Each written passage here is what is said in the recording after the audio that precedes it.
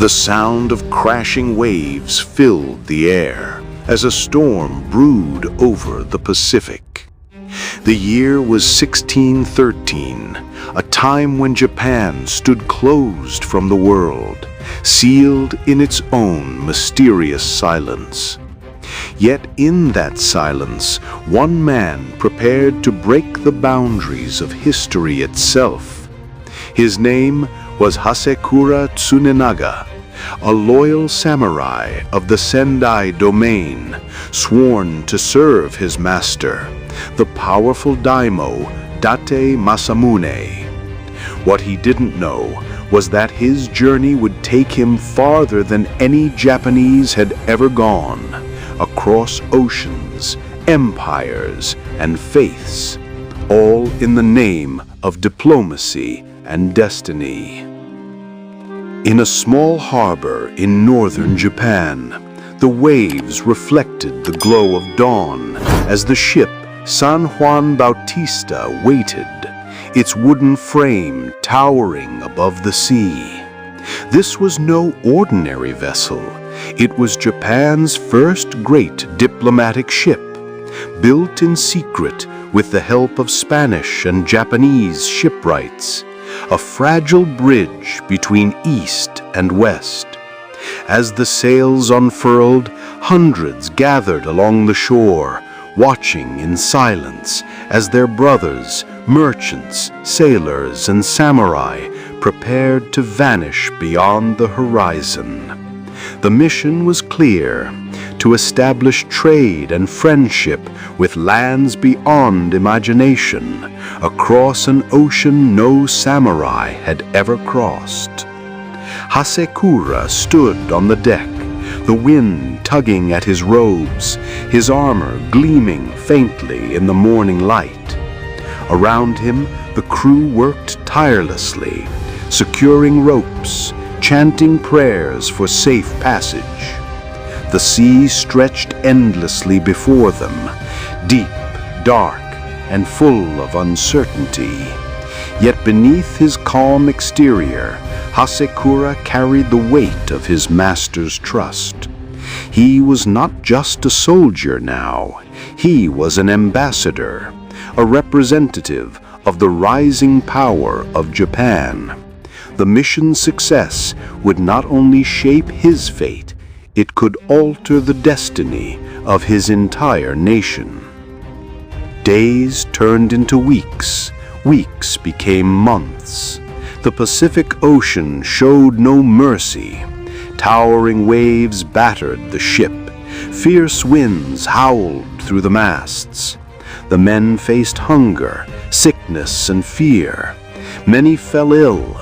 Some never woke again.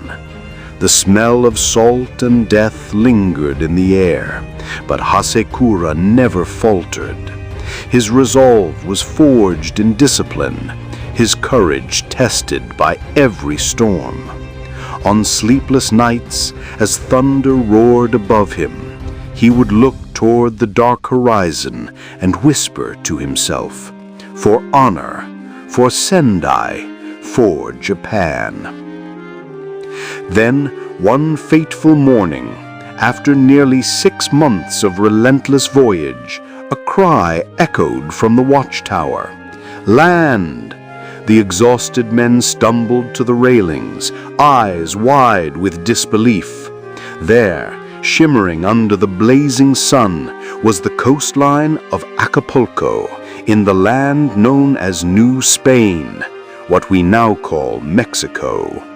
For the first time in recorded history, Japanese samurai had reached the shores of the Americas. The scene that followed was unlike anything the world had ever seen. Armored samurai, their faces weathered by months of sea and sun, stepped onto American soil. Their banners fluttered in the wind as locals gathered around, staring in awe and curiosity. Spanish officials approached cautiously, unsure of what to make of these strangers from across the ocean. The two worlds, one ancient and eastern, the other colonial and western, stood face to face, bound by curiosity and the quiet recognition of shared humanity. Hasekura bowed deeply before the Spanish governor, his gestures dignified, his words translated through interpreters. He presented letters from his lord, Date Masamune, seeking trade and peace. The Spaniards, astonished by the discipline and composure of these warriors, welcomed them with honor and respect. For the people of New Spain, the arrival of the samurai was like witnessing a legend come to life, armored men from a distant island kingdom, carrying tales of emperors, shoguns, and gods. But for Hasekura, this was only the beginning.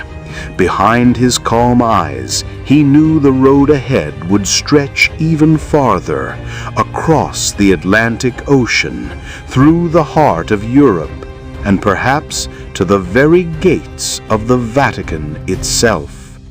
The Pacific had tested his body, but what awaited him would test his soul. But as the sun set over Acapulco's golden shore, the samurai who had crossed the world stood tall, his spirit unbroken, ready to continue a mission that would echo across centuries.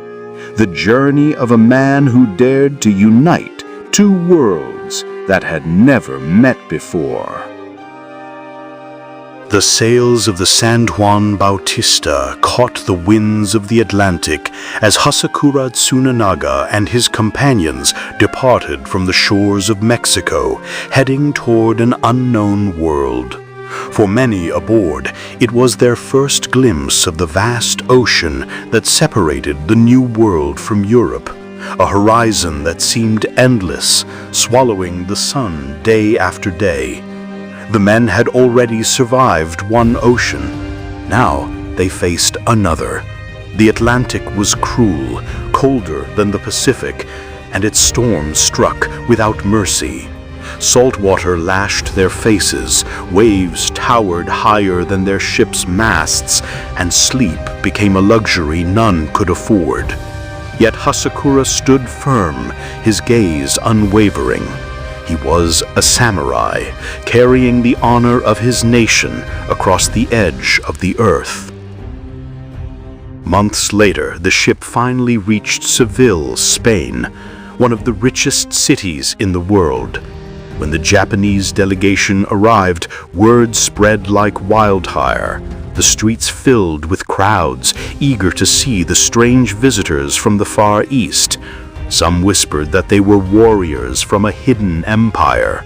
Others claimed they were emissaries from a mystical kingdom beyond the seas. Wherever they went, people followed, children, merchants, and noblemen, staring in awe at their exotic robes, swords, and banners marked with Japanese symbols. Hasekura and his men were escorted to meet King Philip III of Spain. In the grand halls of Madrid, glittering with gold and tapestries, the samurai stood tall before the monarch. He carried with him a letter from Date Masamune, sealed with his lord's emblem. The letter offered friendship, trade, and an alliance between Japan and Spain. As the interpreter spoke, the court listened in silence. Never before had a Japanese envoy stood before the throne of Spain. Hasekura's calm posture, his precise movements, and his composed voice reflected the deep discipline of the samurai code. To the Europeans, he was unlike any man they had ever seen, a warrior of noble grace, dressed not in armor, but in purpose. The Spanish court received him with honor, holding banquets and processions in his name. The samurai walked through cathedrals, studied European art, and learned the customs of the West. Over time, he began to understand that his mission was more than diplomacy. It was a meeting of two civilizations that had never touched before. Fascinated by the teachings of Christianity and impressed by the faith of his hosts, Hasekura made a decision that shocked both his men and his allies. He asked to be baptized. The ceremony was grand, witnessed by the nobility of Spain. From that day forward, he was known as Francisco Felipe Hasekura. Yet his journey did not end there. From Spain, Hasekura and a small group of companions traveled across Europe to Rome, the heart of Christendom. The voyage was long and dangerous, crossing lands filled with bandits, war, and political unrest. But Hasekura pressed on, guided by duty and destiny. When he finally reached the Vatican, he was received by Pope Paul V himself. Dressed in his finest robes, Hasekura knelt before the Pope, presenting him with letters and gifts from Japan. The moment was historic. A warrior from the East kneeling in the holy city of the West, two worlds meeting under the vaulted ceilings of Rome. The Pope welcomed him with respect, granting him an audience and blessing his mission. Hasekura had achieved what no Japanese had before.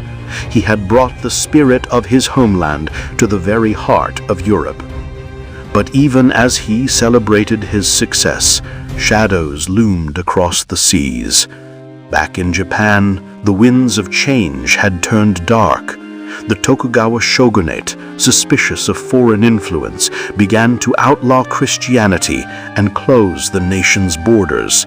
By the time Hasekura returned to Japan years later, his homeland had become a different place, one that no longer welcomed the world he had come to know.